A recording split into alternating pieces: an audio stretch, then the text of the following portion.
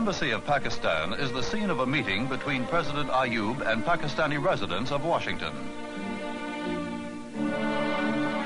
Speaking to students among them, the president stresses the importance of their coming to the United States to study. He adds that on their return home, he trusts that they will put their knowledge at the service of their country. The National Press Club in Washington is a meeting place of some of the world's most influential newsmen. By special invitation, President Ayub comes to speak before them.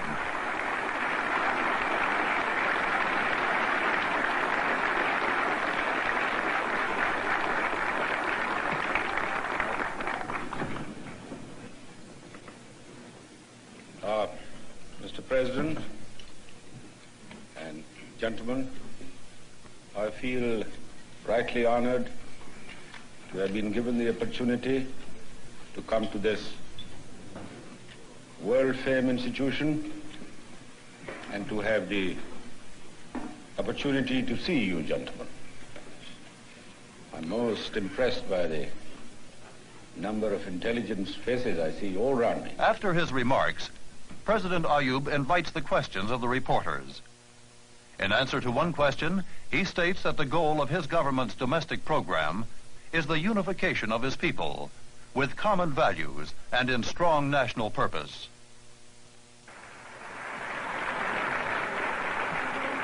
The newsmen respond warmly to the outspoken and candid answers of the Pakistani leader. That evening, President Ayub gives a gala reception and banquet in honor of President and Mrs. Kennedy.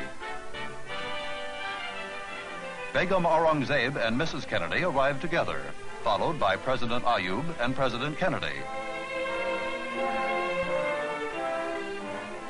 Former President Eisenhower and Mrs. Eisenhower are also guests. Prominent at all the official functions are Ambassadors Aziz Ahmed of Pakistan and William Roundtree of the United States.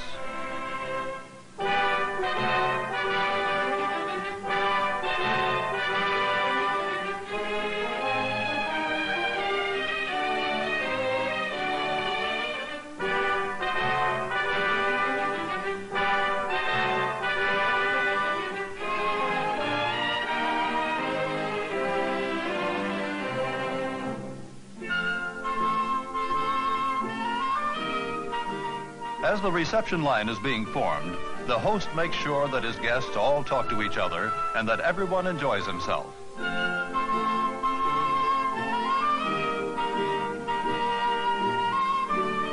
Washington's most brilliant political and diplomatic figures are President Ayub's guests. This glittering gala is a fitting climax to his Washington visit.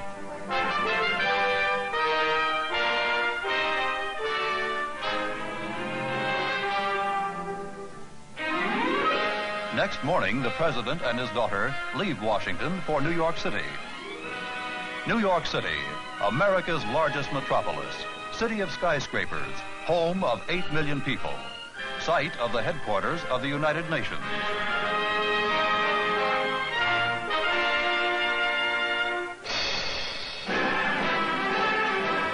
The welcome traditionally reserved by the city for its most distinguished visitors is a ticker tape parade.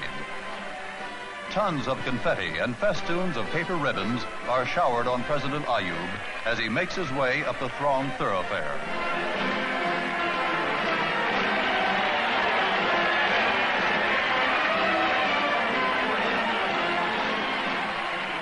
The turnout is large and enthusiastic as thousands of New Yorkers crowd to welcome a man who has proved himself the champion of a free people.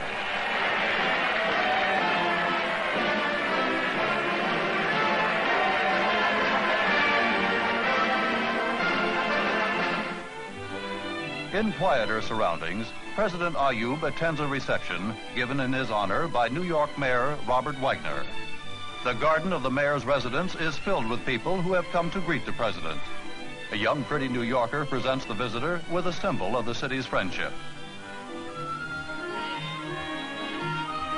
Among the fortunate people to have the opportunity of meeting the president are diplomats, New York political leaders, and distinguished private citizens.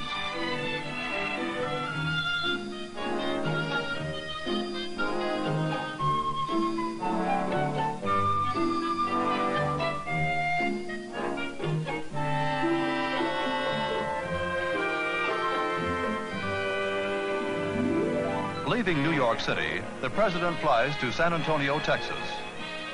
The Alamo is known across the country as the cradle of liberty in the southwestern United States. There, a handful of men, led by the legendary Davy Crockett, held off a large invading army.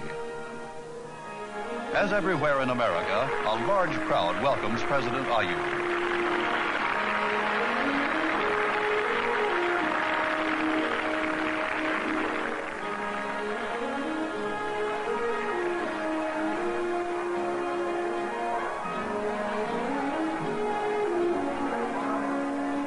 Vice President Lyndon B. Johnson, a native of the region, accompanies President Ayub on his tour.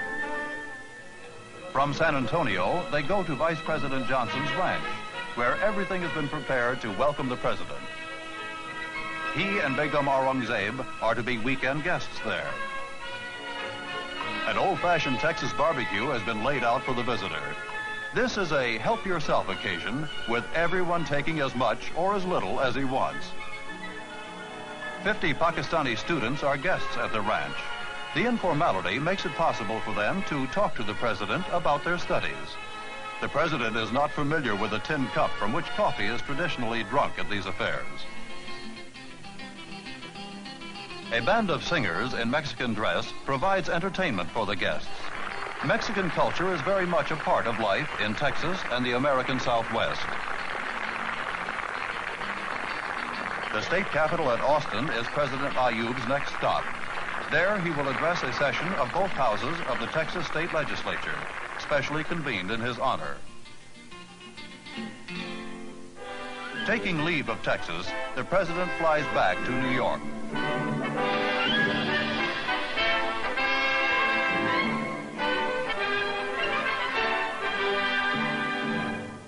In New York, the United Nations prepares to welcome one of its staunchest supporters.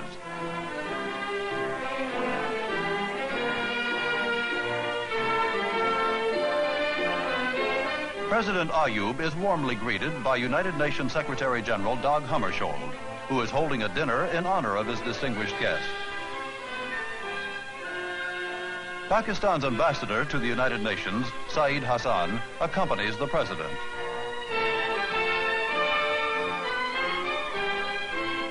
The President and the Secretary General take advantage of their meeting to hear each other's views on many questions of international importance.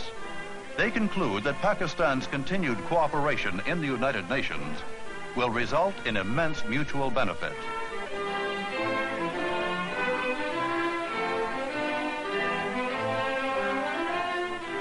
Next morning, everything is in readiness for President Ayub's departure. Great numbers of reporters have followed him to the airport, hoping to get one last statement to the press. President Ayub has become a favorite with American newspapermen, impressing them with his willingness to give forthright answers to their questions.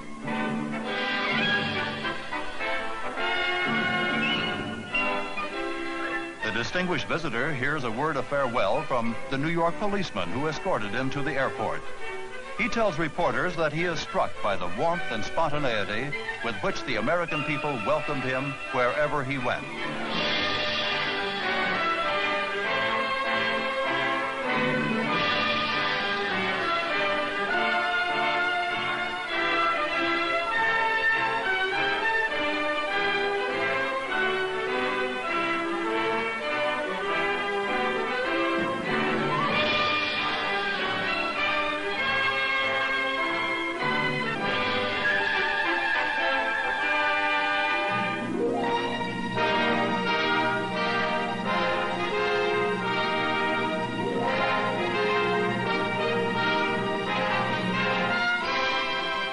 As he returns to his country, President Ayub leaves a people impressed by his force and loyalty, and a nation convinced of the solid friendship between the United States and Pakistan.